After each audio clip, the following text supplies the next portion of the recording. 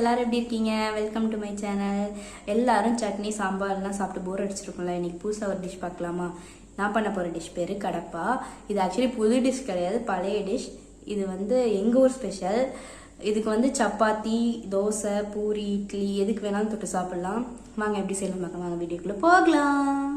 வச்சுக்கலாம். பிரிஞ்சில் எடுத்திருக்கேன், கிராம்பு, பட்டை எடுத்திருக்கேன், இஞ்சி பூண்டு எடுத்திருக்கேன், கேரட் எடுத்திருக்கேன், பாசிப்பருப்பு வேக வச்சு எடுத்திருக்கேன், உருளைக்கிழங்கு மசிச்சு எடுத்திருக்கேன், தேங்காய் பல் எடுத்திருக்கேன், பொட்டுக்கல் எடுத்திருக்கேன், 2 பெரிய வெங்காயம் அரிஞ்சு எடுத்திருக்கேன், காரத்துக்கு ஏற்ப 3 மிளகாய் எடுத்திருக்கேன். வாங்க எப்படி செய்யலாம் பார்க்கலாம். இதுக்கு ஒரு பேஸ்ட் அரைச்சிக்கலாம். அதுக்கு என்னென்ன தேவைன்னா, பொட்டுக்கல்லை 1/2 கப்பு எடுத்திருக்கேன், இஞ்சி பூண்டு எடுத்திருக்கேன், தேங்காய், பச்சை மிளகா 3 எடுத்திருக்கேன். உங்களுக்கு எவ்வளோ காரம் வேணுமோ அதை சேர்த்துக்க வேண்டாம். நான் அதை இப்போ கிரைண்ட் பண்ணி எடுத்துகிட்டு வரேன். எல்லாத்தையும் பேஸ்ட் பண்ணி எடுத்தாச்சு.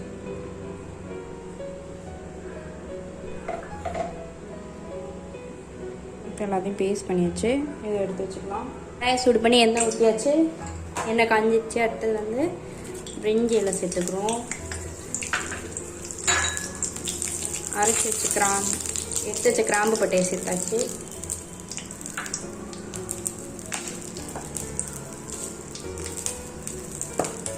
இது ஆப்ஷனல் தான். கடுகு வேணுன்னா கடுகு சேர்த்துக்கோங்க. எனக்கு கடுகு வேணும், நான் கடுகு சேர்த்துக்கிறேன்.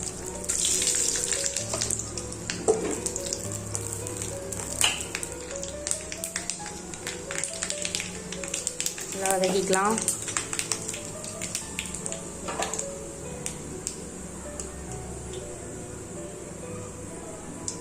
நல்லா புரிஞ்சிச்சு. இப்போ வெங்காயம் சேர்த்துக்கலாம்.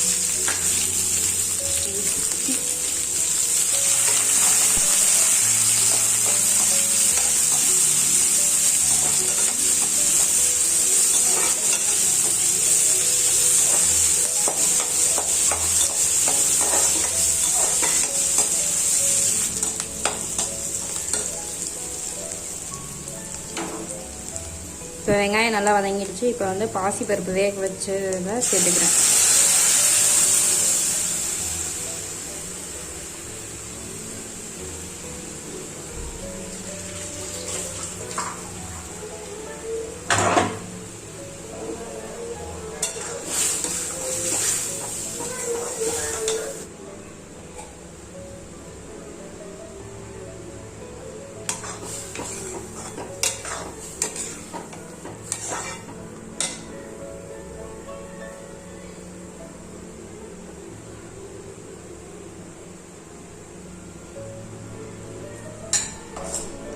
இப்போ பாசிப்பருப்பு ஒரு கொதி நல்லா வந்துருச்சு. இப்போ தேவையான அளவு உப்பு சேர்த்துக்கிறேன்.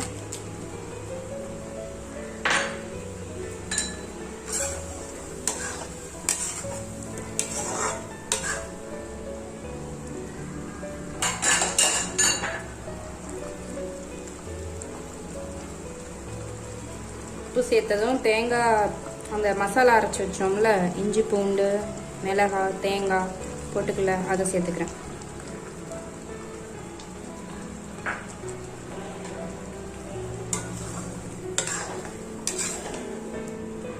உங்களுக்கு எந்த காய் வேணுமோ அதை சேர்த்துக்கலாம். நான் கேரட் சேர்த்துக்கிறேன். இது இப்போ நல்லா கொதிச்சுட்டு சிம்மில் வச்சு நல்லா கொதிக்க விடுங்க. உங்களுக்கு வேணும்னா கொஞ்சம் தண்ணி சேர்த்துக்கலாம். நான் இப்போ 1/2 கப் அளவு தண்ணி சேர்த்துக்கிறேன். இது நல்லா கொதிக்கட்டும்.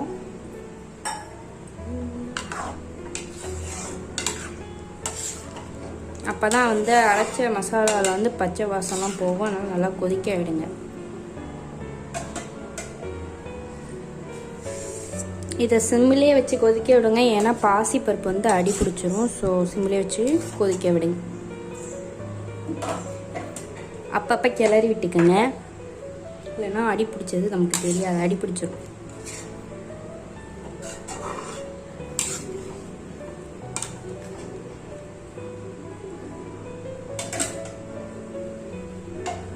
இப்போ நம்ம மசிச்சு வச்ச உருளைக்கிழங்க சேர்த்துக்கணும்.